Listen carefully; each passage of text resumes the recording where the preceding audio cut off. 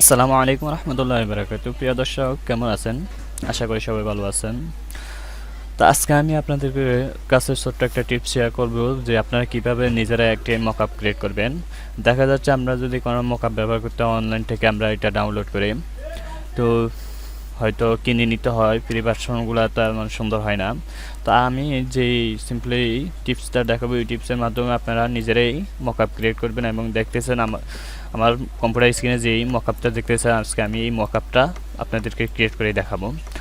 তো চলুন শুরু করা যাক আজকে ভিডিও। তো আজকে আমরা যেই মকআপটা ক্রিয়েট করার জন্য অ্যাপ্লিকেশনটা ব্যবহার করবো তা হলো Adobe Photoshop cs3।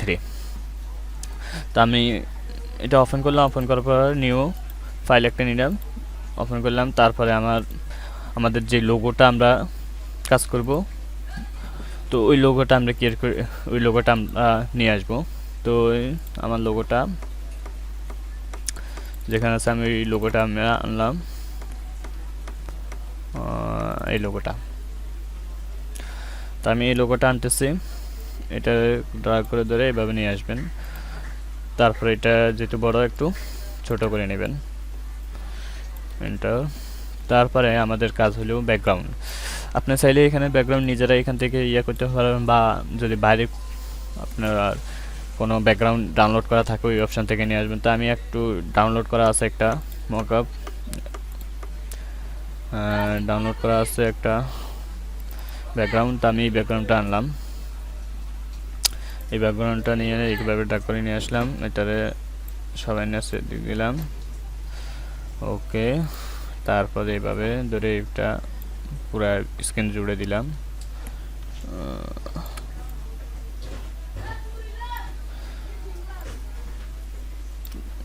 ওকে। তো এটা লক করে দিলাম। তারপরে আমাদের মূল কাজ হচ্ছে লোগোটার কাজ করা। তো লোগোটা আমরা মাউসের রাইট বাটন ক্রিয়েট করে ব্যান্ডিং অপশনে যাব। ব্যান্ডিং অপশনে যাই আমাদের একদম নিচের থেকে দ্বিতীয় নম্বরে অপশনটা আসবেন, এসে এখান থেকে আপনারা যে কোনো একটা কালার এখান থেকে চুজ করে দিতে পারেন, বিভিন্ন কালার আছে। তা আমি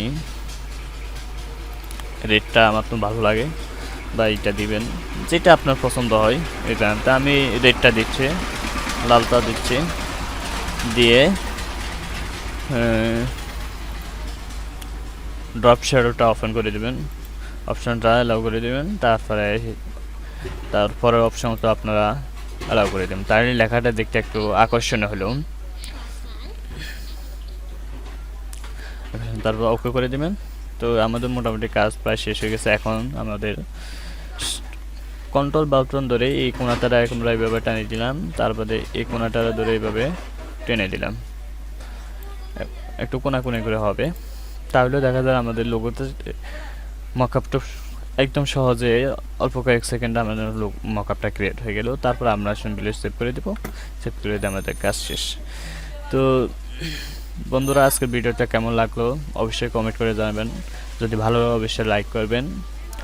আর আমার টিপস ভিডিও চ্যানেলটা এখনও যারা সাবস্ক্রাইব করেন না, তো অবশ্যই সাবস্ক্রাইব করবেন, পাশে থেকে বেল আইকনটি ক্লিক করব। আমি আজ থেকে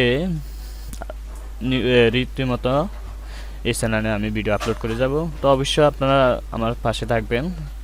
তো সবাই ভালো থাকুন, সুস্থ থাকুন। আল্লাহ হাফিজ। আসসালামু আলাইকুম রহমতুল্লাহি ওয়া বারাকাতুহু।